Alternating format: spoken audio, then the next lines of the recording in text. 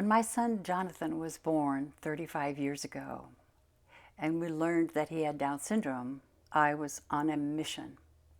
I was going to save my son from Down syndrome.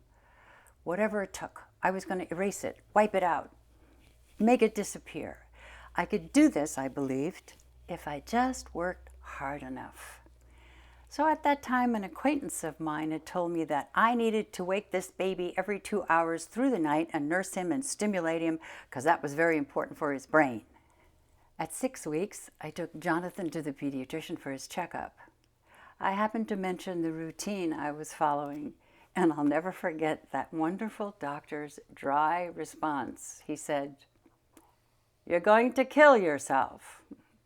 Let yourself sleep, let your baby sleep through the night. Don't do that." Fortunately, I listened to him.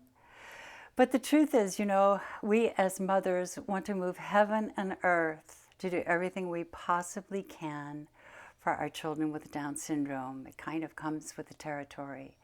We kind of feel that if I just worked a little harder, if I just started one more therapy, if I did this one more thing, then he would be so much better off.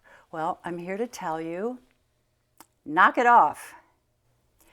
If you're doing the best you can within the limitations of your situation, then you are doing fabulously. You're doing awesomely. That is absolutely the best that can be done. And an early lesson, and I know you've learned this from the get-go, is it takes a village. Now, a village includes these wonderful Facebook groups. It's so great to have that kind of support. This is the kind of support we didn't have 35 years ago when I was raising Jonathan. It's like a miracle. You also, of course, need on-the-ground support. You need the SLPs and the OTs and the PTs and everything else. And the list goes on and on.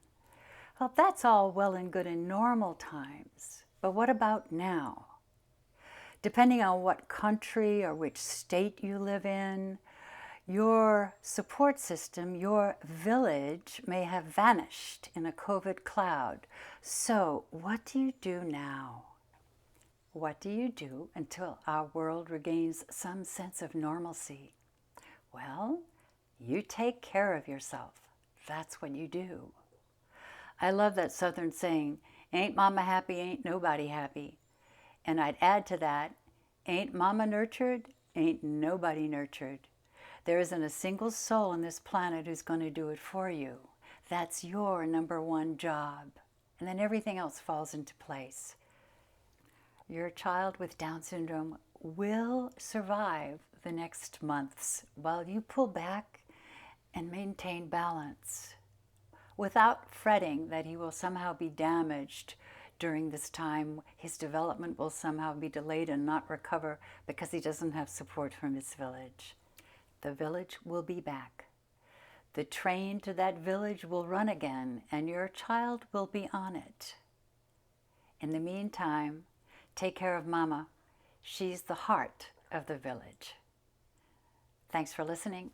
I'll see you next time.